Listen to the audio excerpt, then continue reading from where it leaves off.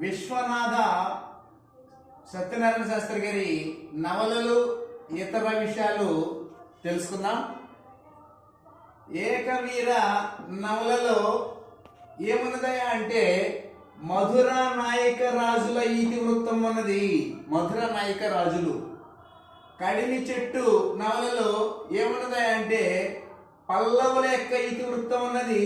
పల్లవులు కడిమి చెట్టుకి పొల్లలు ఉంటాయి కాబట్టి పల్లవులని గుర్తుపెట్టుకోండి. దిండు కింద పోక చెక్క నేపాల్ దేశ చరిత్ర.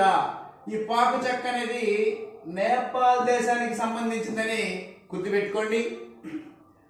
బద్దన్న సేనాని అనేటువంటి నవల వేంగి చాళుక్యుల ఇతివృత్తంగా కలిగినది.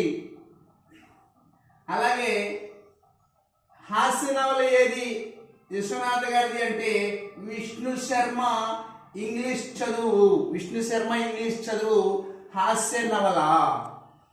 అలాగే ఇక్ష్వాకుల కథగా కలిగినటువంటి విశ్వనాథ నవల ఏది అంటే ధర్మచక్రం అని గుర్తుపెట్టుకోవాలి. నవలలకే పట్టుగొమ్మనేటువంటి నవల ఏది అని అంటే బద్దన్న సేనాని. పట్టుగొమ్మ ద్వితాక్షరం, బద్దలో ద్వితాక్షరం కాబట్టి అలా గుర్తుపెట్టుకోండి. చలంగారి మైదానం నవల భావాలను వ్యతిరేకిస్తూ విశ్వనాథ రాసిన నవల ఏదయ్యా అంటే చెలియలి కట్ట. అయితే చెలియలి కట్ట అనగా అర్థం ఏమి? సముద్రపు ఒడ్డు. మిహిరకులుడు అనేటువంటి నవల దేనికి సంబంధించిందా అంటే కాశ్మీర రాజుల పరాక్రమం గురించి ఉన్నది.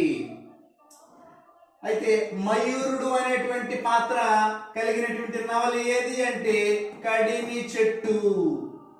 అలాగే కుట్టాన్ మీనాక్షి వీరభూపతి పాత్రలు కలిగిన నవల ఏది అంటే ఏకవీర అనేటువంటి నవల. చెలియలి కట్టలో ఉన్నటువంటి పాత్రలు సముద్రము, బైరాగి.